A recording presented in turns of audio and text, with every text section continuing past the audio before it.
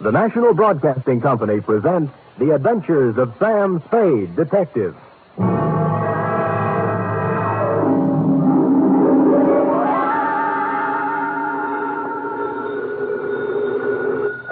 Sam Spade, Detective License, sir. Here's I, sweetheart. Sam!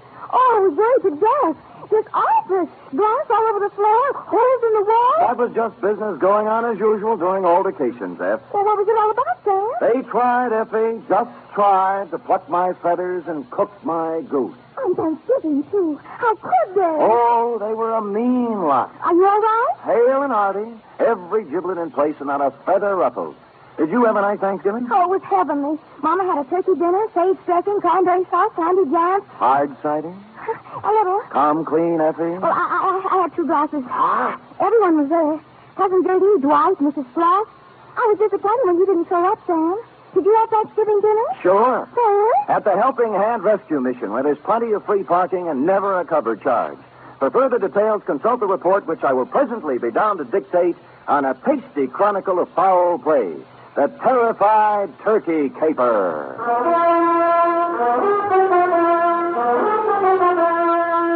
For NBC, William Spear, radio's outstanding producer-director of mystery and crime drama, brings you the greatest private detective of them all in The Adventures of Sam Spade. Sam Spade! Oh, you were waiting for me. Having Thanksgiving dinner at a rescue mission, and Mama cooked it perfectly wonderful. Thank your mother for me, F. Tell her I'll be over to break wishbones with her tonight. And to atone for my social indifferences, here's a little something I brought for you. Oh, Sam! You shouldn't have. It's beautiful. What is it? A blunderbuss. A blunder what? Bus, as in step to the rear of. Oh.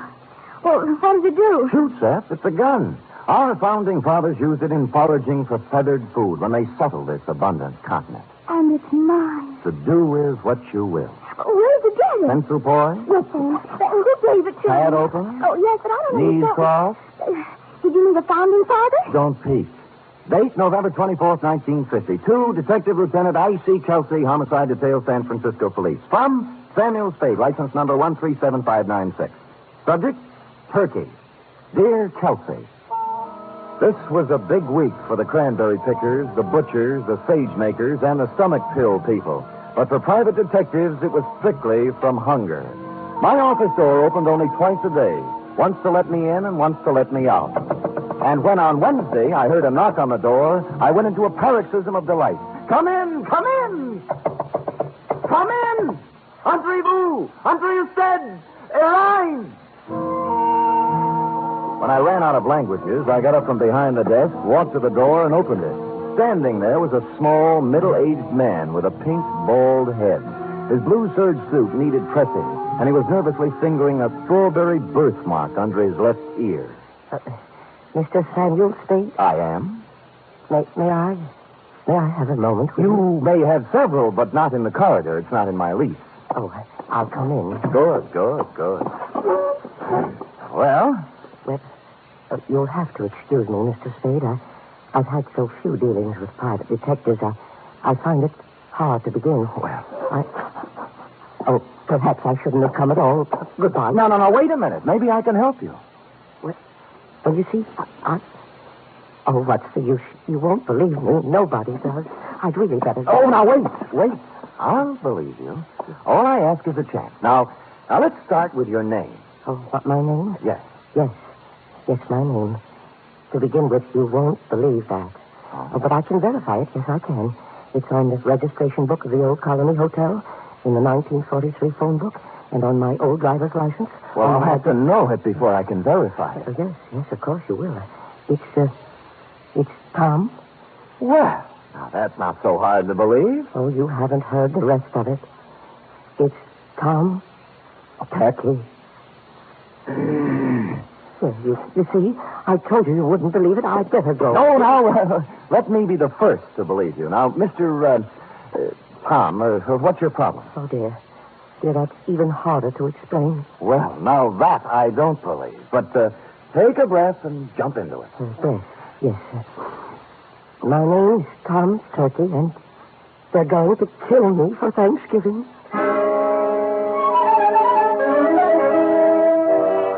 Well, I had asked for it, and I had gotten it. And I sat back wondering who had gone to all the trouble to play this funny joke on me. I was looking at my hand to see if there was any itching powder on it where he'd shaken it when my phone rang. I lifted the receiver, swung around on my swivel, and gazed out onto the street. It was Al Kuchel calling, a private eye whose reputation was shadier than a mushroom cellar. Hiya, Spady. Al. Haven't seen much of you lately, Spady. You have to get together. Yeah, well, so long. Wait, I'll tell you why I called. I've had a pest in my office, keeps coming back. Thinks he's a turkey somebody wants to dress. I brushed him, but your name came up, and I just wanted to warn you. He might be in to see you. I'm confused, Al. I never knew you to turn your back on a buck. Oh, I don't want any of this one. His buttons are loose. My advice to you is to bounce him. Well, we've never traded advice before, Kuchel. Why now? Well, after all, we're in the same racket. If we can't help each other... Oh, sure, Al, sure. I appreciate it. Give me a ring. We've got to get together sometime. Yeah, when I get a free night, we'll Jimmy parking meter. Yeah, we... Huh? Oh, yeah. Parking meters. I'll see you later, Spady. I turned back to the desk, and what I saw in front of me was an empty chair. Tom Turkey had taken wing. I got up and walked to the window, and a minute later, I saw him come out of the building downstairs and start to cross the street. And then I saw something else. A large 4-ton truck was tearing down the street, picking up speed. Instinctively, I shouted a warning, and at the last second, Tom Turkey scrambled from in front of the truck and disappeared into the alleyway. The truck roared up the street, and on its side was printed in gold letters, Haynes, you drive it. There was nothing to say it wasn't coincidence, this near mishap, but somehow I found myself intrigued and wanting to hear more of the little guy's story. He said the Old Colony Hotel. On the way, I stopped at the library, found an old 1943 phone book, and looked. He was listed. Thomas Turkey, it said. Out of curiosity, I rang the number. Hello? I wonder if you can help me. I'm inquiring about a Mr. Turkey. Turkey. This ain't his number no more. I know. Haven't had any calls for him for years.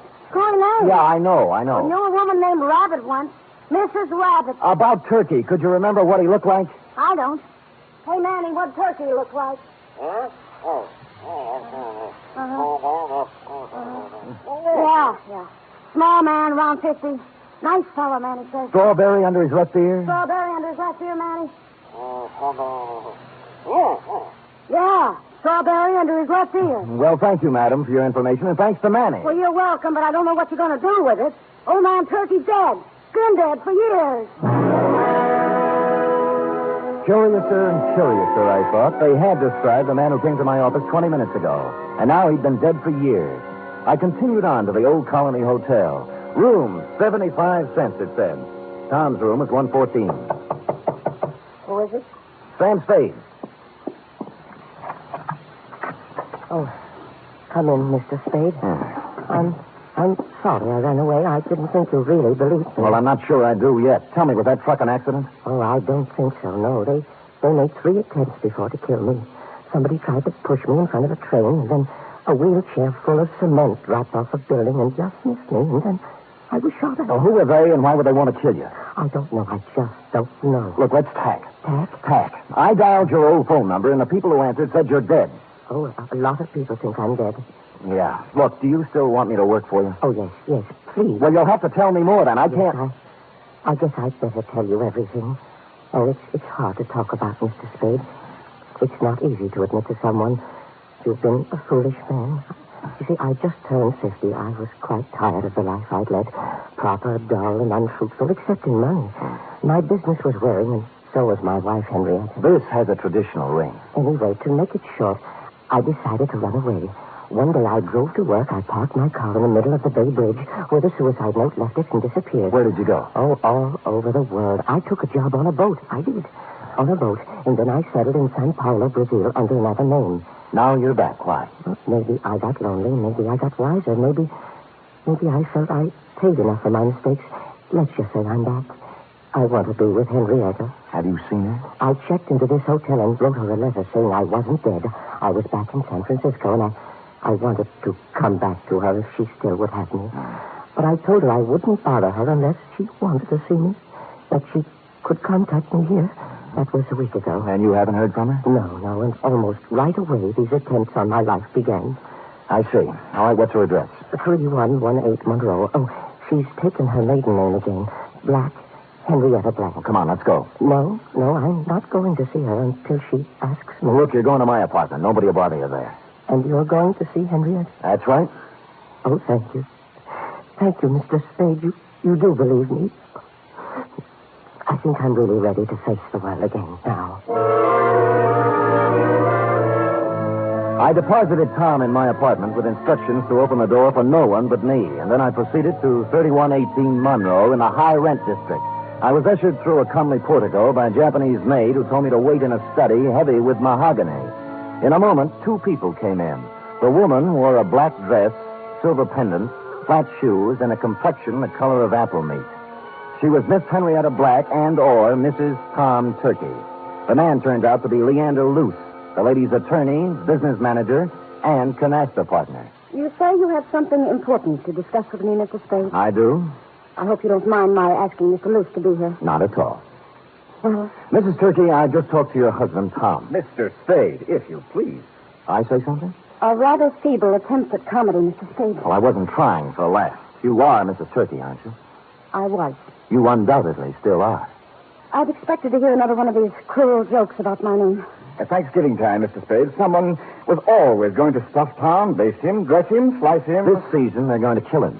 They are not going to kill him. He is already dead. He's not dead, Mrs. Turkey, and you should know it. I should. Yes, he sent you a letter saying he was back in San Francisco and wanted to see you. Mr. Spade, this has gone absolutely far enough. Not quite. What about the letter? I know of no such letter. I see. Well, thank you for your time. I'm sorry I bothered you. Oh, you used bad judgment in coming in the first place. Yes, maybe you're right. There was falsehood in this someplace, Lieutenant, and it stuck out like a fat girl in slack. The only thing to do was to go back to my apartment, get Tom Turkey, and confront Mrs. T with her husband in the flesh. But when I got back to my apartment building, I spotted in rapid succession, 1, an ambulance, 2, a police car, and upstairs, outside my half-opened apartment door, I spotted 3, you.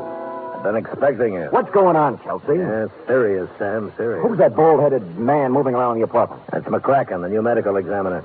Checking a stiff on your rug. I stepped around you, Lieutenant, and pushed the door all the way open. I saw McCracken kneeling over the body and a couple of men from homicide taking photos. I moved into the room feeling nothing good. A little guy had given me a job, and while I was yakking with his wife, somebody got to him. And in my apartment, where I'd stashed him.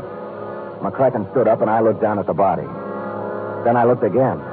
Who I saw wasn't Tom Turkey at all. It was the late private eye, Al Kuchel.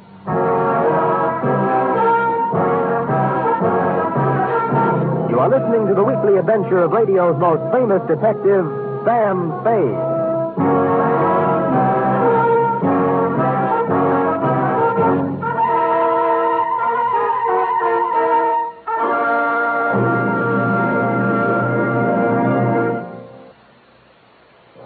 You Friday fans of Sam Spade, there's mystery on Saturday evening, too, on NBC. Tomorrow, the man called X sets out on another mission of danger and intrigue in some far-off corner of the earth. Herbert Marshall stars as the man called X, a man without a name who travels the world over protecting his country's interests. He lives by his wits, and his business is danger. He's the man called X, tomorrow over most NBC stations. For Top Sunday listening, it's another broadcast of The Big Show on NBC. This Sunday, your stars include Fred Allen, Jack Carson, Mindy Carson, Ed Archie Gardner, Ed Wynn, and many, many more. And Tallulah is your MC as usual. This Sunday, it's The Big Show on NBC.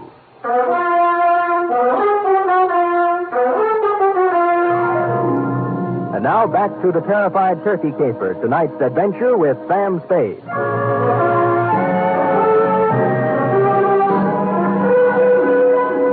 While the men from homicide were taking pictures, etc., you and I, Lieutenant, were going round and round on the question, if I didn't kill the man found in my room, who did? And you were sufficiently impressed with my insult, Kelsey, not to hold me for the murder. We bowed to each other, and I left. Thinking back to the truck that had almost run Turkey down, I went to the Haynes U Drive truck rental garage.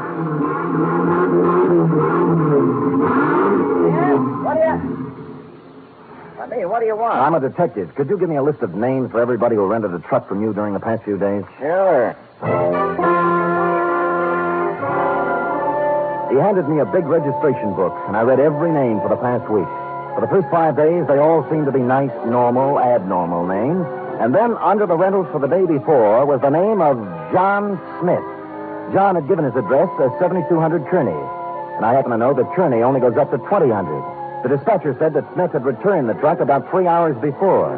And he remembered him as an ugly, heavy-set, and rough-voiced character who looked like an ex-longshoreman. They had already washed the truck, so the fingerprints were all loused up.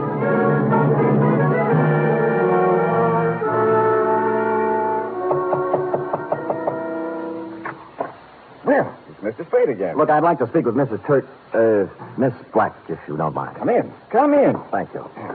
This way, into the den. Right. Well, I was sure you'd look into this affair a little more and realize that it was just a blind alley, a hoax of some kind. Where's Miss Black? Oh, she's upstairs lying down. The whole affair has upset her, and she asked not to be disturbed.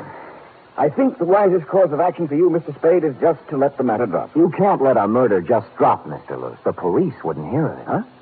Murder? Who? An unfrocked private detective named Al Cuccio. Well, what does this have to do with Henrietta Black? Al Cuccio called me earlier today and said that Tom Turkey was a crackpot, a little man with delusions. He tried to top me off taking his case. He sounds like a perceiving man. Well, he didn't perceive ending up in my apartment with a bullet in his head. Well, that's too bad, but I still don't I left see... Tom Turkey in my apartment for safekeeping, and when I returned, he was gone and Cuccio was dead. Well, that explains itself, obviously. This detective knew that Tom Turkey was a phony, and Turkey killed him. It can figure that way, and a number of other ways. Mr. Spade, I have no desire to sit here trading subtleties with you. As yet, no one has demonstrated that the real Tom Turkey actually exists, alive. Now, until you do have something more concrete and less mythological, Miss Black requests that you do not come around opening up old wounds. You've made an eloquent point. Just tell me one thing. If I can. When did Tom Turkey disappear? I mean, what month, what day? It was, 1943, November. But I'm not sure of the exact day. I think it was in the third week. Could it have been on Thanksgiving? Very possibly, very possibly. I returned thoughtfully to my office and did a little rapid mental arithmetic and came up with the number 7. From November 23rd, 1943 to November 23rd, 1950 was 7 years to the day. And I pondered this. What did the number 7 mean to the life or death of Tom Turkey? I had just hit upon the answer and was crying Eureka when my office door opened, unlocked, and a visitor came in unannounced. He was ugly, heavy-set, and looked like an ex-longshoreman.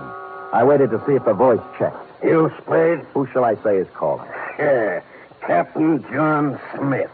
And here's my calling card. The first bullet grazed my shoulder and tore the padding out of my coat. The second bullet hit the water cooler and it crashed over, water and all on top of me. Where the third bullet hit, I wasn't sure at the time because darkness came rushing through my head like a freight train.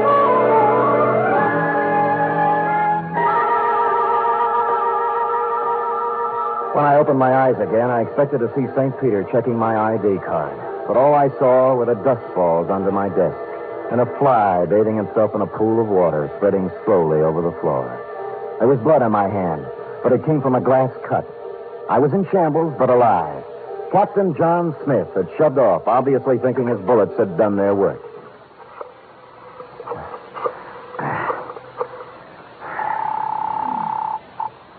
Homicide, Lieutenant Kelsey. Sam, Kelsey, have you found anything more about Tom Turkey? Nothing, Sam. Frankly, I'm beginning to wonder if there is such a guy. Well, clever, Kelsey. A few minutes ago, a gorilla by the name, believe it or not, of Captain John Smith just tried to kill me in my office. Oh, go on, Sam. I find it hard to think. You find it hard to think, period. Really, Sam? Did you get him? No, but my office is a wreck, and there's a hole blasted in my wall big enough to put a basketball in. Well, what did he use, a bazooka? I figured dum-dum bullets. Dum-dum. Well, that's illegal, ain't it? Kelsey, doesn't it strike you as significant that every attempt on Turkey's life has been vicious, as if someone not only wanted to kill him, but also mutilate him? Yeah, now that you mention it.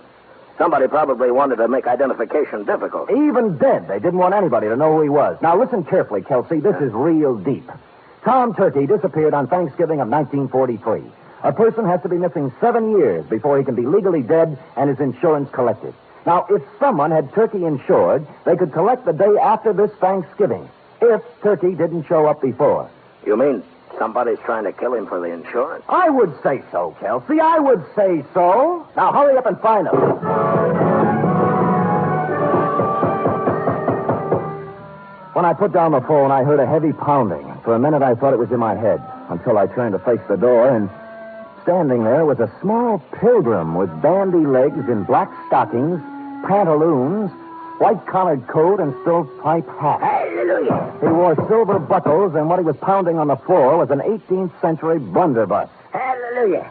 Have I got the right place? Oh, offhand, I'd say so. If you're looking for Captain John Smith, he just left. Pocahontas is expected any minute.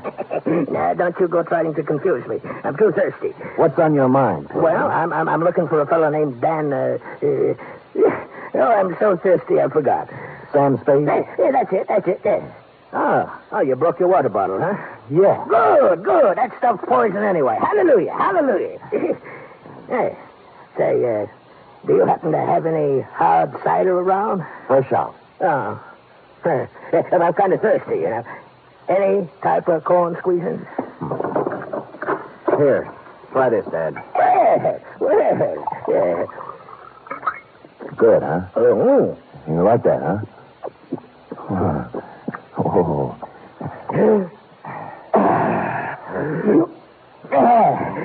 Follow me. But before we go, do you suppose we could have a little something for the road? It's bitter cold. I gave him a little, but not too much, because I didn't want him to lose his way. He walked me right down Market Street so he could look in the liquor store windows. He said it gave him a comfortable feeling to know there was so much good in the world. And then we trained right a few blocks until we came to the Helping Hand Mission. Across its gray front, a banner promised special holiday food and comfort to the unfortunate. And on the street in front of it, there was a brass band sending out signals to the fraternity that any minute the great feast of Thanksgiving would begin. The band members and other volunteer workers were all dressed as pilgrims, with quaint conceit. My pilgrim led me to a dark corner of the clubroom, and sitting there unhappily was none other than Tom Turkey. Hello, Mr. Spade. Oh, hello, Tom. What happened to my apartment? And why did you run away? Well, I was afraid. You told me not to answer the door until you came back. Well, somebody knocked on the door and said it was you, so I opened it, and two men came in. Tell me, was one of them Al Cuccio? Yes, the detective. The other man was a big, ugly-looking fellow, and when they saw I was alone, they started arguing. About what? Well, the detective said that now that he'd brought the ugly man there, he wanted his money. Yeah? The ugly man pulled a gun, and they started to fight. Oh, dear, I slipped out the door, and when I was halfway downstairs, I heard a shot and kept on running. Well, Al Cuccio is dead. Oh, my. I thought so. This was the only place I could think of to hide. Oh, when Henrietta finds out I've been mixed up in a murder, she'll never take me back. Henrietta. Hey, tell me, did your wife ever have any insurance on you? Oh, before I ran away, she did. A $50,000 policy, but, that would have lapsed by now. Maybe. Did it have a suicide clause in it? A suicide? Yes. Well, no. No, it didn't. I remember. Yeah, you'd like to talk to Henrietta, wouldn't you? All right, here's her phone number. Call her up and tell her where you are. Oh, dear, I don't think I could. I'm too frightened. You've got to do something to help yourself. If you don't, by midnight, you might be a cold turkey. Oh. I'm sorry, it just slipped out. All right, I'll do it.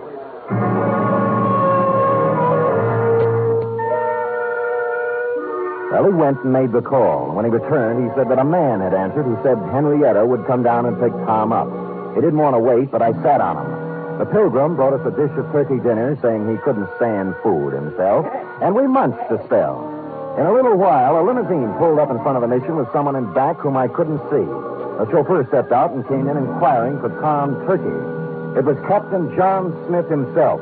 When he saw me, a look of shocked surprise came over his unhandsome face. Hoping to catch him off balance, I drove at him. It was the liveliest thing that has happened at the Helping Hand Mission in years, and we had a good house, too. Money was even changing hands. When I heard the odds starting to go against me, I realized I'd better come up with something. Here, use this, partner. And I did. The bandy-legged pilgrim shoved his blunderbuss right in my hand. And I swung. Smith dropped like pheasant on the wing. I looked up. The passenger from the limousine was just coming in. What's the meaning of this? It means, Leander Luce, that you're not going to carve Tom Turkey up for your Thanksgiving insurance policy. Hallelujah. Drumstick, anyone?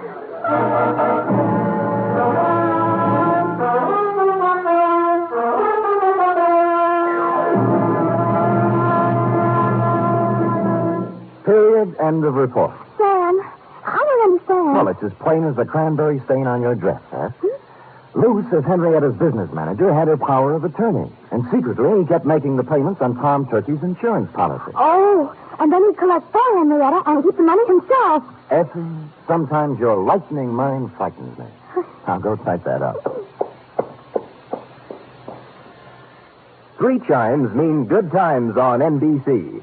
There's fun and laughs with the chimes later tonight when Ed Gardner stars in Duffy's Tavern. As usual, Duffy won't be there, but Archie the manager will definitely be on hand to serve his blue plate special of grilled English language. This Sunday, the big show comes your way again. Tallulah will be your hostess, and the stars include Fred Allen, Jack Carson, Ed Wynn, Meredith Wilson, and many, many more. It's the big show, Sunday on NBC.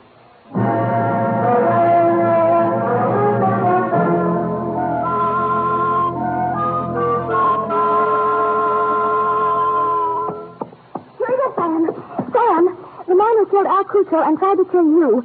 Was his name really Captain John Smith? Now, Effie, could we have a Thanksgiving caper without a Captain John Smith? It wouldn't be right. It was a coincidence, wasn't it? Well, if you promise not to tell anyone. I won't.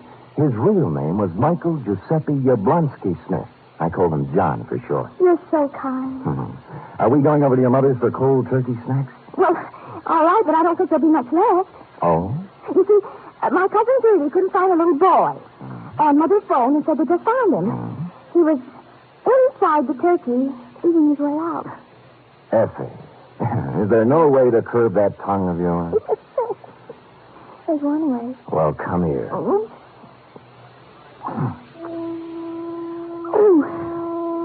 good night, Sam. Good night, sweetheart.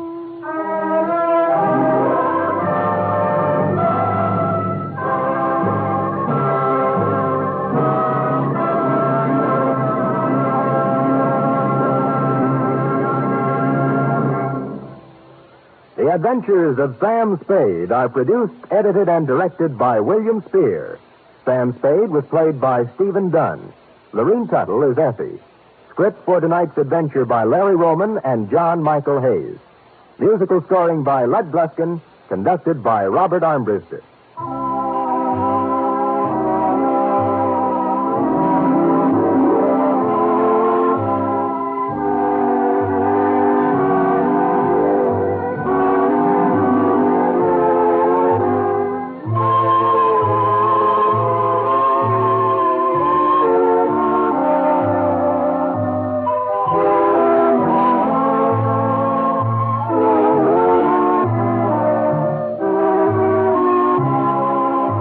Join us again next week, same time, for another adventure with Sam Spade.